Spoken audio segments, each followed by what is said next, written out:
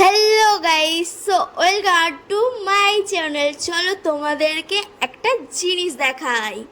এদিকে মা কোটাকুটি শুরু করে দিয়েছে, কারণ আজকে মানে কালকে অরন্ধন পুজো, আর রাত্রেবেলায় রান্না করা হয়, মানে কালকে খাওয়ানো হয়। আর কালকে রান্না করতে নেই, কারণ মনসা মায়ের পুজো আছে তাই। আর এদিকে মায়ের কোটা টোটা হয়ে গেছে, নুন টুন সব মাখিয়ে রেখে দিচ্ছে, কারণ একে একে সব কিছু ভাজা হবে। আর তার মধ্যে তোমরা চটপট গিয়ে লাইক কমেন্ট শেয়ার সাবস্ক্রাইব অবশ্যই করে দাও। এদিকে কড়াইতে তেল দেওয়া হয়ে গেছে, আর এদিকে ডালটাও সেদ্ধ হয়ে গেছে। আর তোমাদেরকে সব আমি একে একে সব কিছু দেখাবো, আর রেসিপিগুলোও দিয়ে দেবো। রেসিপি বলতে তেমন কিছুই নেই, সব কিছু ভাজাভুজিই হবে। আর রেসিপিটা হচ্ছে ডালের রেসিপি দেবো, যেটা আমার মা অসাধারণ বানায়। আর এদিকে তো আলু ভাজা হয়ে গেছে, তারপরে তো একে একে সব কিছু হয়ে যাবে। তোমরা কিন্তু অবশ্যই আমার ভিডিওটা দেখবে। এদিকে বেগুনও হয়ে গেছে ভাজা। আর লাস্ট মধ্যে কিন্তু অবশ্যই দেখবে, লাস্টে সব কিছু আমি দিয়ে দেবো, মানে কেমন কি রান্না বান্না হয়ে গেছে। এদিকে কলা ভাজাও শেষ, তারপরে তো মাছ টাছগুলোও আনা হয়েছে। বাবা সব কিছু নিয়ে এসছে, মা আলাদা করে সব কিছু কেটে কেটে রেখে দিয়েছে, কারণ এরপরে ভাজা হবে, সেগুলো আমি তোমাদেরকে অবশ্যই দেখাবো। এদিকে মাছ এনে নিয়েছে। আর এইটা সব কিছু কিন্তু পরিষ্কার করে ধুয়ে দিয়েছে মা।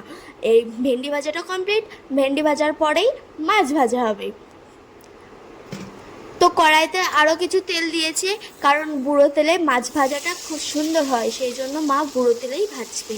আর এরপরে তো অনেক মাছ ছিল, সেগুলো আমি আর দিইনি, কারণ তোমরা হয়তো মানে অত ধৈর্য ধরে আমার ভিডিওটা ফুল দেখবে না আর কি, অতটাও তোমরা টাইম নষ্ট করবে না, তার জন্য আমি সব কিছু দিইনি। আর এদিকে চিংড়ি মাছটা হয়ে গেছে, আমার ফেভারিট হচ্ছে চিংড়ি মাছ। তো তোমাদের কোন মাছটা সবথেকে ফেভারিট আমাকে কিন্তু কমেন্ট করে জানাবে অবশ্যই।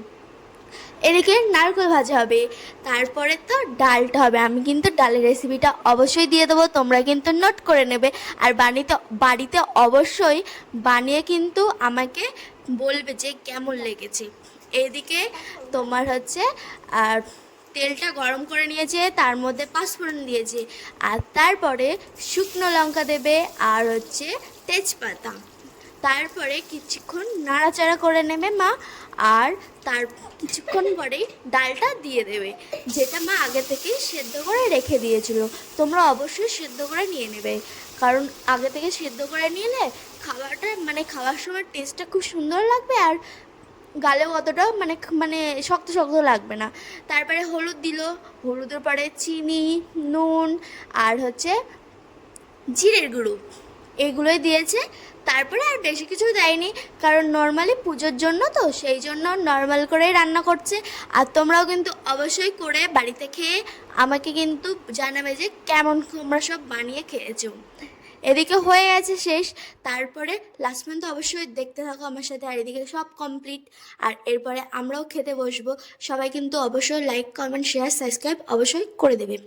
তো আমিও এখন খেতে বসে গেছি, তারপরে আমি আবার তোমাদের সাথে কালকে দেখা হবে, মানে কালকে নেক্সট ভিডিও নিয়ে আবার তোমাদের সাথে চলে আসবো।